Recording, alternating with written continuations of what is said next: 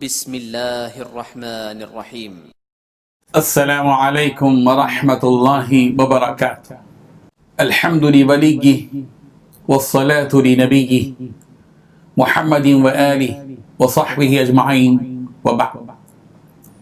حاضرین و ناظرین، یہ درس نمبر 779 ہے، 779 سورہ توبہ کی 2 آیتوں کی آج تلاوت اور تشریح کی جائے گی۔ آیت نمبر 34 اور 35، 34 and 35۔ چلیے سب سے پہلے ان 2 آیتوں کی تلاوت کرتے ہیں، لفظی ترجمے اور ترجمے کے بعد تشریح کرتے ہیں۔ اعوذ باللہ من الشیطان الرجیم، بسم اللہ الرحمن الرحیم۔ یا ایہا الذین آمنوا ان کثیرا من الاحبار والرہبان لیأکلون اموال الناس بالباطل ویصدون عن سبیل اللہ والذین یکنزون الذهب والفضة ولا ينفقونها في سبیل اللہ فبشرهم بعذاب علیم یوم یحمى علیها فی نار جہنم فتکوى بها جباههم وجنوبهم وظهورهم هذا ما كنزتم لأنفسكم فذوقوا ما كنتم تكنزون صدق اللہ العظیم۔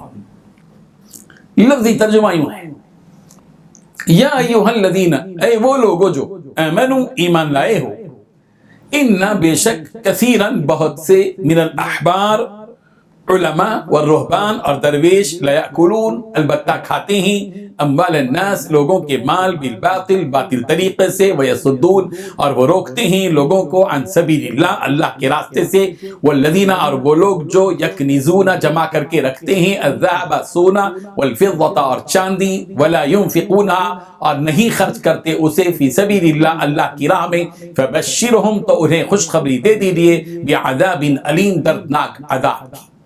یوم جس دن کے، یحمى علیہا تپایا جائے گا اس مال کو، فی نار جہنم جہنم کی آگ میں، فتکوى پھر داغا جائے گا، بہا اس سے، جباہہم ان کی پیشانیوں کو، وجنوبہم اور ان کے پہلوؤں کو، وظہورہم اور ان کی پیٹھوں کو، ھذا اور کہا جائے گا یہ ہے، ما وہ جو کنزتم تم جمع کر کے رکھتے تھے، لانفسکم اپنے نفسوں کے لیے، فذوقوا سو مزہ چکھو تم، ما اس کا جو کنتم تھے تم تکنزون جمع کر کے رکھتے۔ ترجمہ یوں ہے، مومنوں، اہل کتاب کے بہت سے عالم اور مشائخ لوگوں کا مال ناحق کھاتے اور ان کو اللہ کے راستے سے روکتے ہیں، اور جو لوگ سونا اور چاندی جمع کرتے ہیں اور اس کو اللہ کے راستے میں خرچ نہیں کرتے، ان کو اس دن کے عذاب علیم کی خوشخبری سنا، جس دن وہ مال دوزخ کی آگ میں خوب گرم کیا جائے گا، پھر اس سے ان بخیلوں کی پیشانیاں اور پہلو اور پیٹھیں داغی جائیں گی، اور کہا جائے گا یہ وہی ہے جو تم نے اپنے لیے جمع کیا تھا، سو جو تم جمع کرتے تھے اب اس کا مزہ چکھو۔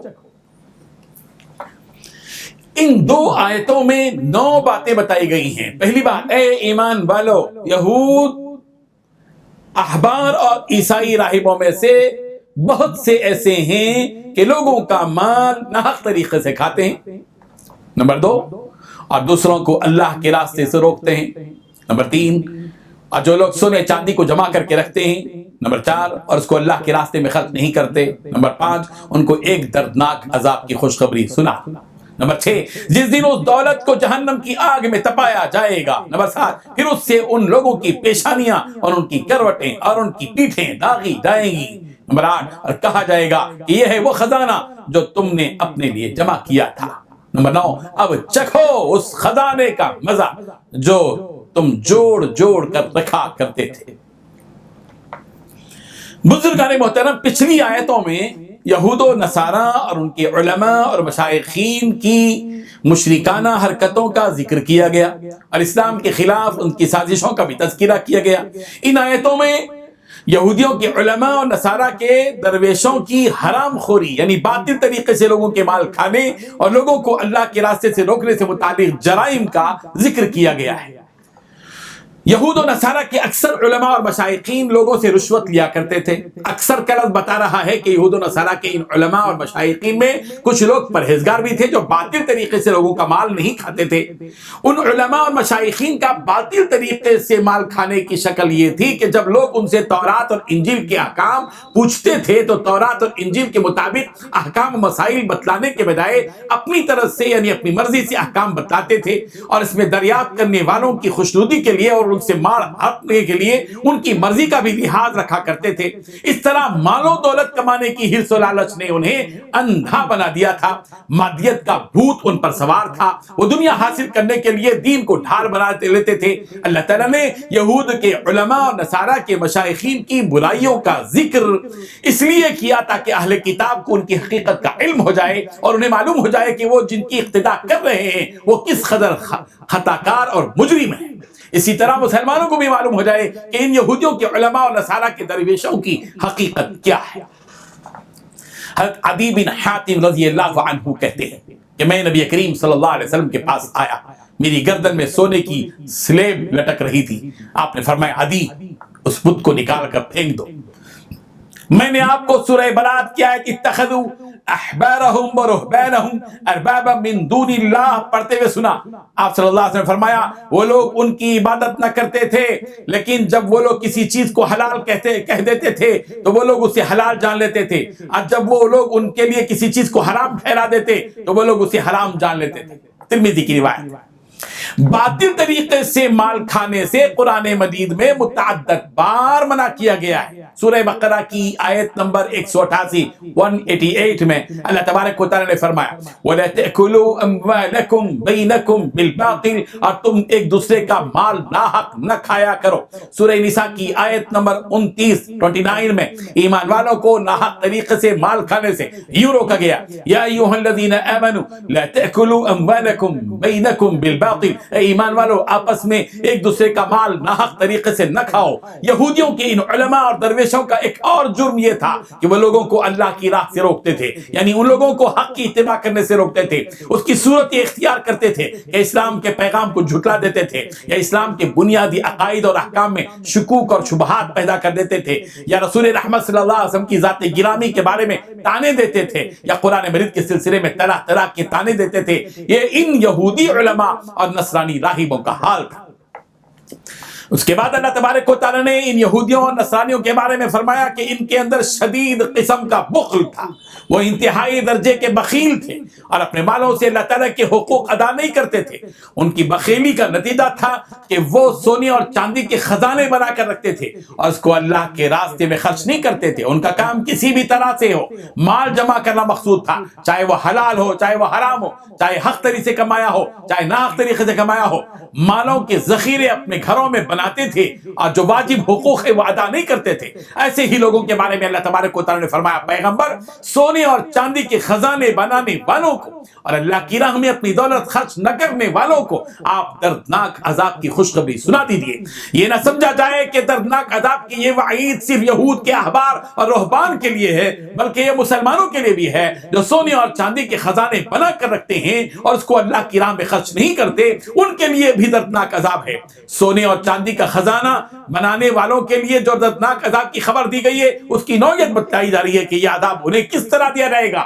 یوم یحمى علیہا فی نار جہنم فتکوی بہا جباہہم وجنوبہم وظہورہم، کہ جس دن ان کو دوزخ میں تپایا جائے گا پھر ان کی پیشانیوں اور ان کی کروٹوں اور ان کی پشتوں کو داغ دیا جائے گا۔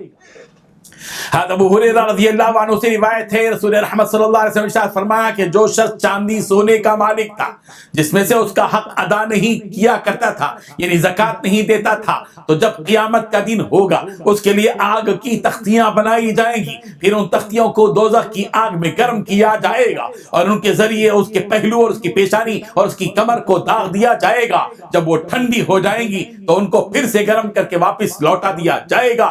یہ اس دن میں ہوتا بڑھتا رہے گا جو 50,000 سال کا ہوگا، پھر نتیجے میں وہ اپنا راستہ جہنم کی طرف یا دوزخ کی طرف دیکھ لے گا، وہ یا راستہ جنت کی طرف یا دوزخ کی طرف دیکھ لے گا۔ یہ مسلم کی روایت ہے۔ اس آیت میں صرف سونے چاندی کا تذکرہ کیا گیا ہے۔ اس کی وجہ یہ ہے کہ سونا اور چاندی کو بین الاقوامی سطح پر اصل قیمت ثمن ہونے کی حیثیت حاصل ہے، اس لیے جس قسم کا بھی مال ہوگا اس کو سونے چاندی سے تعبیر کیا جاتا ہے۔ یہ جو کرنسی نوٹ ہیں، چونکہ ان کے ذریعے سے سونا چاندی خریدا جا سکتا ہے، اس لیے ان کرنسی نوٹوں کا بھی یہی حکم ہے، اور تجارت کا مال بھی سونے چاندی ہی کے حکم میں ہے۔ اس آیت سے زکوٰۃ کی اہمیت اور فرضیت کا بھی علم ہوتا ہے۔ زکوٰۃ فرض ہے، جس کا انکار کرنے والا کافر ہے، اس کا ادا نہ کرنے والا فاسق ہے۔ زکوٰۃ نہ دینا مشرکوں کا شیوا ہے۔ یہی وجہ ہے کہ سورہ حامیم سجدہ کی آیت نمبر 6 اور 7 میں فرمایا گیا وَوَيْلٌ لِّلْمُشْرِكِينَ الَّذِينَ لَا يُؤْتُونَ الزَّكَاةَ وَهُمْ بِالْآخِرَةِ هُمْ كَافِرُونَ۔ خرابی ہے مشرکوں کے لیے جو زکوٰۃ ادا نہیں کرتے اور وہ آخرت کے منکر ہیں۔ اس سے یہ معلوم ہوا کہ مشرک اور آخرت پر ایمان نہ رکھنے والا ہی زکوٰۃ دینے سے جی چراتا ہے۔ جس کا ایمان مضبوط ہوتا ہے وہ ضرور اپنے مال کی زکوٰۃ ادا کرتا ہے۔ مسلمان کے لیے بہتر یہی ہے کہ وہ دین حق کا طالب بنا رہے اور خوب مال جمع کرنے کی کوشش نہ کرے، اس لیے کہ مال ضرورت زندگی ہے اور دین مقصد زندگی ہے۔ تقوی کا تقاضا یہ ہے کہ ضرورت کے بقدر مال حاصل کرے اور ضرورت سے زائد مال جمع نہ کرے۔ مال کی کثرت مال کے طلب کرنے میں حرص کی کثرت کا ذریعہ ہے۔ مال کی کثرت بعض اوقات نافرمانی اور سرکشی کا ذریعہ بھی بن جاتی ہے۔ اللہ تبارک و تعالی ہم سب کو حرص سے محفوظ رکھے، اور اللہ تعالیٰ نے جو زکوٰۃ کی فرضیت ہم پر فرمائی ہے اس فریضے کو ادا کرنے کی توفیق عطا فرمائے۔ وآخر دعوانا ان الحمد للہ رب العالمین۔